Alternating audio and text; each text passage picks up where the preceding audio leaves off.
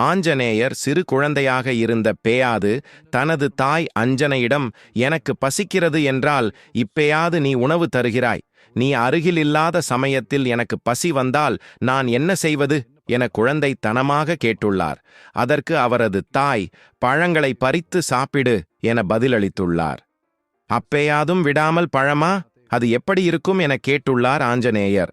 அதற்கு பதிலளித்த அஞ்சனை, பழம் என்றால் சிவப்பாக இருக்கும் என கூறியுள்ளார்.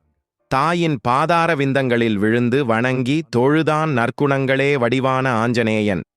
அப்போதுதான் அஞ்சனாதேவி தான் வானுலகில் நடனமாடும் தேவ கந்தர்வ கன்னிகைகளில் ஒருவளாக இருந்தபோது தவசீல ஒரு முனிவரை குரங்கு முகம் என்று கேலி செய்ததனால் அல்லவா மண்ணுலக பிறப்பு சாப விமோசனம் கேட்டபோது அசிரீரி சொன்ன விஷயமல்லவா ஆறுதல் தந்தது என மீண்டும் எண்ணி பார்த்தாள். தேவி, உன் மகன் பரம்பொருள் சிவபெருமானின் அம்சம். நீயும் உன் கணவர் கேசரியும் புண்ணியம் செய்தவர்கள். இந்த ஓர் அபூர்வ குழந்தையை பெற்றதால் நீ சாப விமோசனம் பெற்றுவிட்டாய். இனி விண்ணுலகம் வரவும் இன்று சூரியன் மறையும் வரைதான் நீ மண்ணுலகில் இருக்க முடியும் என கெடு வைத்து கூறியது நினைவுக்கு வந்தது. சாப விமோசனம் மகிழ்வை தந்தாலும் அற்புத மகனை பிரிய மனம் ஒப்பவில்லை. பிரிய இயலாத ஒரு கஷ்ட மனநிலையில் மகனிடம் பிரிய சம்மதம் கேட்க ஆஞ்சநேயனோ நிலைமை புரிந்து கொண்டவனாய் சம்மதித்து பிறகு தாம் சாப்பிட வேண்டிய உணவு பற்றி தாயிடம் கேட்க அஞ்சனை மனம் விம்மித் தணிந்தது. பார்க்க பெரியவனாக இருந்தாலும் பிறந்து சில கணங்களே ஆனதால் மண்ணுலக விஷயங்கள் ஏதும் அவனுக்கு புரிய வாய்ப்பில்லை என்பது அவள் நினைவுக்கு வர அவள் திடுக்கிட்டு திணறிவிட்டாள். பின்னர் தம்மை தேற்றிக் கொண்டு பலவித பழங்களை பற்றி கூறி வானரங்கள் பழத்தை புசித்து தம் பசியை ஆற்றிக் கொள்ளும் இயல்பினை சொல்லி விளங்கினாள். நேரமின்மையால் பழம் எப்படி இருக்கும் என்று காண்பிக்க சன்னலுக்கு வெளியில் தெரிந்த சூரியனைக் காட்டினால் விளக்கம் சொல்லிய கையோடு நேரமாகிவிட்டபடியால் மகனுக்குத் தனது ஆசிர்வாதங்களை அள்ளிக் கொடுத்துவிட்டு அஞ்சனை வானுலகம் நோக்கி பறந்து சென்றாள்.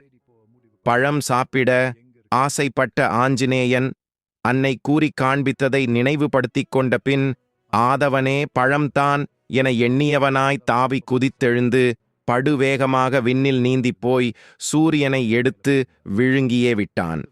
இந்த பராக்கிரமசாலி செய்த செயல் கண்டு தேவர்களும் மற்றோரும் திடுக்கிட்டு திணறி பதைபதைத்து போய் பரபரப்புடன் செய்வதறியா மனக்கிலேசத்துடன் பிரம்மதேவனிடத்தில் சென்று நடந்த விபரங்களை கூறி உடனே ஆவண செய்யச் சொல்ல பிரம்மனும் மிக அதிர்ச்சி அடைந்தவராய் மண்ணுலகம் விரைந்து வந்து அனுமனை சந்தித்து பேசலானார். அனுமனுக்கு அவரிடம் மிகுந்த மரியாதை ஏற்பட்டது. அவர் சொல்வதன் அர்த்தம் புரிந்தது. சூரிய தேவனின் தலைக்கு வந்தது தலைப்பாகையுடன் போச்சே என மகிழ்ந்தனர். பிரம்மதேவர் அனுமனுக்கு தாம் எடுத்து வந்திருந்த சிகப்பு இரத்தின மாலையை கொடுக்க அது சிகப்பு வண்ணம் கொண்டதாக இருந்ததால் அதுவும் ஒரு பழமே என அனுமன் நினைக்கையில் அவனை அழைத்து கொண்டு போய் தோட்டத்தில் உள்ள பல வகை பழமரங்களைக் காட்டி அவைகளே தின்பதற்கு ஏற்றவை என விளக்கிச் சொல்லிவிட்டு அவனின் பிறப்பின் இரகசிய காரியத்தை கூறலானார். அந்த இரத்தின மாலை ஒளியில் கூட அவன் பழங்களைத் தேடி புசிக்கலாம் எனக் கூறி அதை அவனது கழுத்தில் அணிவித்தார். பின்னர் அவன் சாதாரண ஒரு குழந்தை இல்லை, ராமனாக விஷ்ணு அவதாரம் செய்யும் நேரம் அவருக்கு துணையாக சேவகம் செய்து காப்பவனாக அவன் இருப்பான் என்று கூறி அவனது கழுத்தை அலங்கரிக்கும் இரத்தின மாலை எவர் கண்ணிற்கும் தெரியாது. யார் ஒருவர் கண்ணிற்கு தெரிந்து அது பற்றி பேசுகிறாரோ அவரே மகாவிஷ்ணு எனக்கொள் என்றார். தாம் ஒரு ஸ்ரீ ராம பக்தன் என்கிற விபரங்கள் கேட்டு பூரி படைத்து மகிழ்ந்த அனுமன் ஆனந்த கூத்தாடினான். ஆண்டுகள் பல உருண்டு ஓடின. அனுமன் வாழ்வில் எத்தனையோ மாற்றங்கள் ஏற்றங்கள் எவ்வளவோ சம்பவங்கள் நடந்தேறின. ஸ்ரீராமநாமம் சொல்லிக்கொண்டு ஸ்ரீராமச்சந்திரமூர்த்தியின் வருகையை வழிமேல் விழி வைத்து காத்திருந்தான்.